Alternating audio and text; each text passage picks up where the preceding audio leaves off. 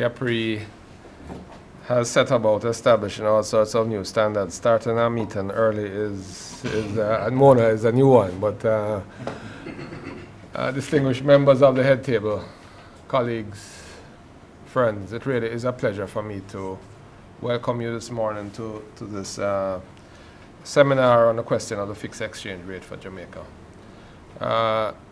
On my way here, I noted that the headlines in both papers spoke to the fact that the PM had announced that the government may well enter into negotiations with the International Monetary Fund in response to the instability in foreign exchange markets due to the reduction in inflows due to the decline in bauxite and alumina production, with 3 of the plants closed, and a reduction in remittance flows.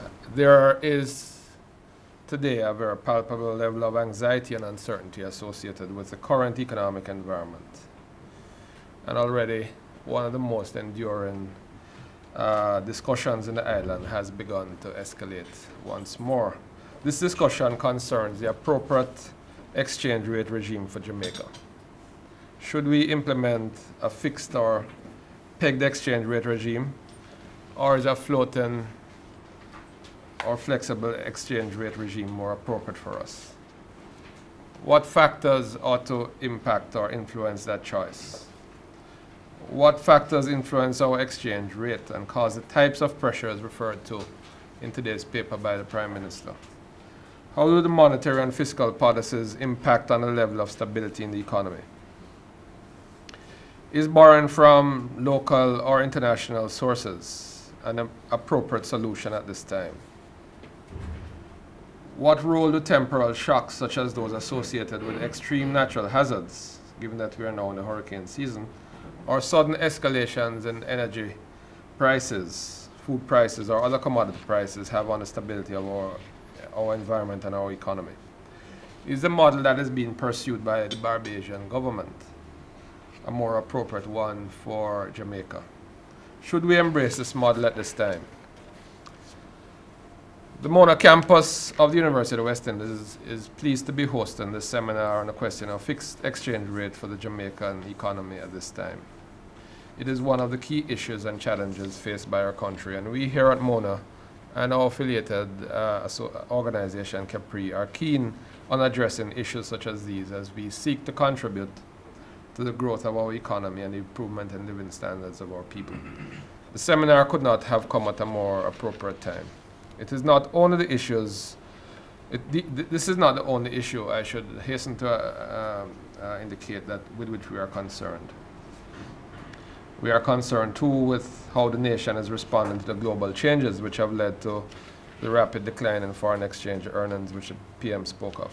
We are concerned with the consequences on employment, on fiscal flows, and foreign exchange earning potential. Where are the new areas of opportunity for job creation for the existing workforce and for the workforce which is emergent? As an academic institution committed to the idea of the development of our nation and our region, we are seized with these issues. We are working to respond through the introduction of a series of new programs, both academic and professional, that respond to the changing environment and to our changing circumstances. We would like to respond as well by hosting a series of seminars like this one today that is designed to improve the level and quality of the discourse on the challenges we face by demystifying some of the issues so that a wider cross-section of our community can participate in an informed way in that dialogue. It means that we have to explain the essential issues and ideas in terms that allow for broad understanding. We consider this to be an important means of empowering our community and fostering a wider participation in the decision-making process. We are therefore quite delighted that CaPRI undertook to prepare the paper on the question of a fixed exchange rate for Jamaica, and are pleased to host jointly this seminar with them today.